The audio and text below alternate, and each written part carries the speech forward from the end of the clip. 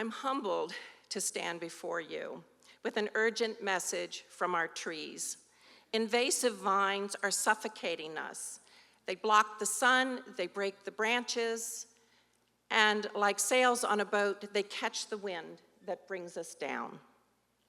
This may be beautiful to look at, but the forest floor is completely carpeted by English ivy, creating a food desert for wildlife.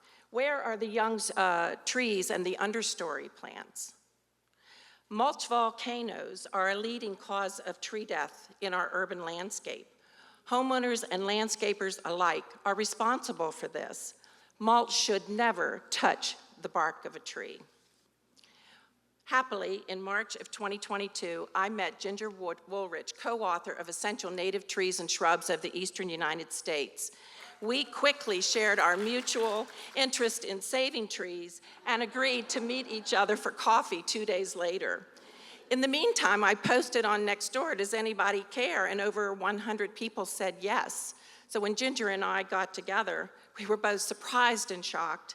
And instead of having a coffee, it was like, oh crap, now what? Yeah. So Ginger knew Nina, an environmental scientist. I met Terry through the Nextdoor post. She'd been saving trees at Quiet Waters Park. She knew Mary Ann that had been over at Truxton Park while working on her capstone project to become a watershed steward. So 5 passionate women came together and said, we can do this. Save Our Trees was founded. We agreed on our mission, save the trees in the city of Annapolis and Anne Arundel County through very specific goals: act, educate, and advocate. Collectively, we are the we and we the people. And over century, we're the ones who've been planting the problem. Our trees are now overwhelmed by invasives. Once you see it, you can't unsee it. On a personal note, I'm learning a lot. I'm planting native plants that are creating food and habitat for wildlife. And now that I know my choices have consequences, I have more intention in my garden. Yeah, that's my garden. In 3.5 years, Save Our Trees and volunteers have saved more than 10,000 trees. We've hosted 3 community forums, 2 Zoom series, spoken with garden clubs, service clubs, and community associations, and collaborated with local businesses. We've made 2 podcasts for Eye on Annapolis. Yay! Go, John.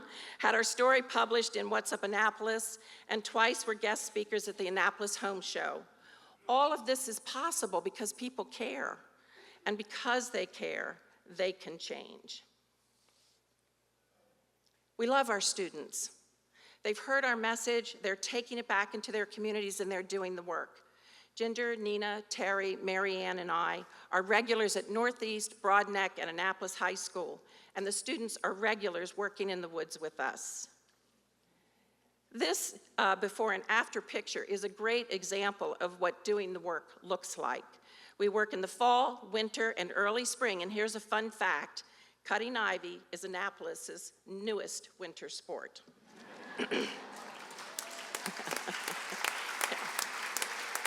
All right, so we have 3 asks of you. Number 1, save trees.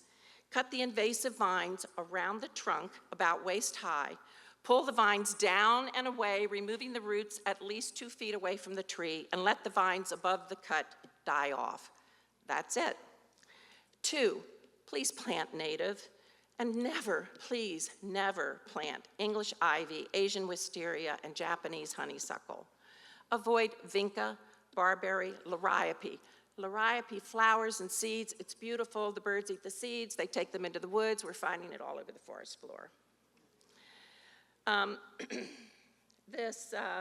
Native Plants for Wildlife Habitat and Conservation Landscaping is the book I take with me whenever I'm shopping for native plants, along with Ginger's. I'm a little bit behind, but I want to talk about the mulch you saw. The mulch should never touch the tree, 3 inches deep, 6 inches away from the trunk. Every tree matters. You can help by removing ivy from your trees. You can let us know by sending us an email at saveourtreestogether@gmail.com. Invite us to speak at your community events. We'll help you organize a first vine removal event. We have opportunities, information, and tutorials on our website, saveourtreestogether.org. We built the website for you and for our trees. Lastly, local governments know the issues, but they don't have the resources to solve them alone. So to quote the Lorax, unless someone like you cares a whole awful lot, nothing is going to get better. It's not. Thank you.